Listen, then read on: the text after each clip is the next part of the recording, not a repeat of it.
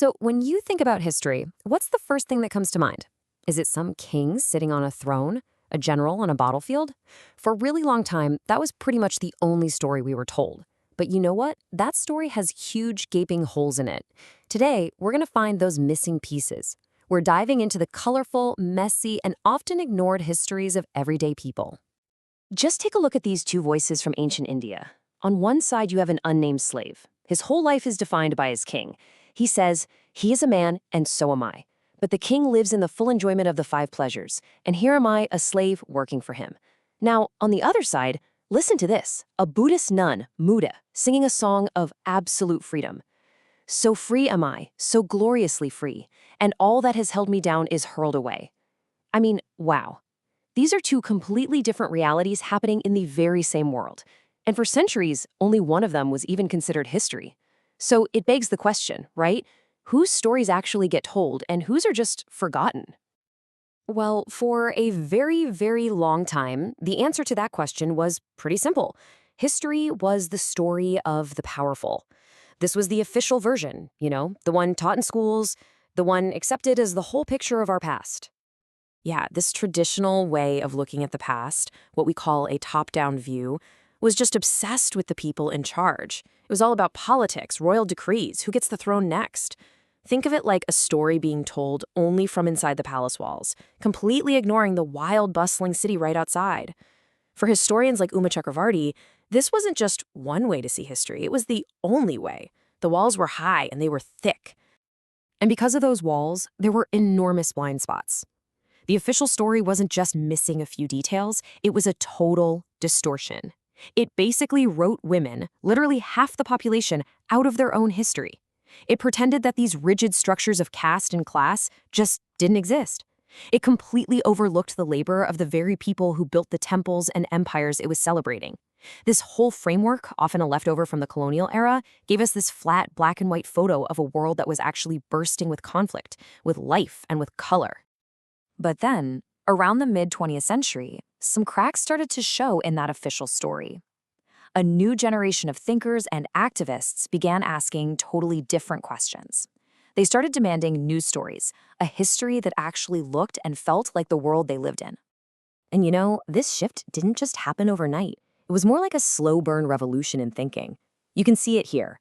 Back in 1956, the historian Didi Kasambi floated this radical idea of a people's history. Then, in the 60s, you had scholars really starting to dig into the lives of laborers. Fast forward to the 70s and 80s, and the women's movement created this powerful, urgent need to understand where patriarchy even came from. And finally, the rise of subaltern studies kind of gave a name to this whole project. Let's find and tell the stories of those without power. Okay, but that brings up a really important problem. If all the official records only talk about kings and brahmanas, where in the world do you find the evidence for everyone else? How do you even begin to write a history from the bottom up? The answer, it turns out, was to look in completely different places. Historians realized that, okay, sure, the Sanskrit texts were the language of the elite court, full of kings and gods and rituals. But there was this other set of texts, Buddhist scriptures written in Pali, which was the language of the common people. And these texts were like, and I quote, an encyclopedia of everyday life. All of a sudden, you weren't just reading about monarchs. You were meeting servants, merchants, artisans, even thieves. Their colorful, complicated lives were right there. The whole world just opened up. So here's the key, right? The evidence you choose to look at completely determines the story you can tell. By shifting their focus, historians didn't just add a few new characters to the old play. No, they revealed a completely different play altogether. It's like going from a single, narrow spotlight on the king to flipping on the massive floodlights over the entire, messy, colorful stage of society. And suddenly, a richer, truer, and way more inclusive history was finally possible. Now, all of this might sound like some stuffy academic debate, but I promise you it has huge implications for how we see our world right now. Why does digging up these long-lost stories actually matter to us today? This quote from Uma Chakravarti just nails it. For her, it was her involvement in the women's movement that sparked this realization. She understood that history wasn't some dead subject about a faraway past. It was a living, breathing thing. The fight against inequality in her present was directly connected to the power structures built centuries ago. History became a tool for understanding the here and now. And that, right there, is the biggest takeaway. This isn't just about the past, it is about our present. By uncovering these everyday histories, we can trace the long, deep roots of the social structures that shape your life and my life today. Understanding how systems of gender, caste, and class were built over centuries, well, that's the first essential step if we ever want to challenge the inequalities they're still causing right now. Which leaves us with one last, really important question.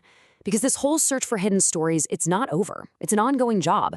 The official stories of our own time, the ones in the news, in our textbooks, in our culture, they're leaving people out too. So as you look around at the world and the stories we tell about ourselves, you gotta ask, whose everyday histories are being silenced today, and what can we do to finally hear them?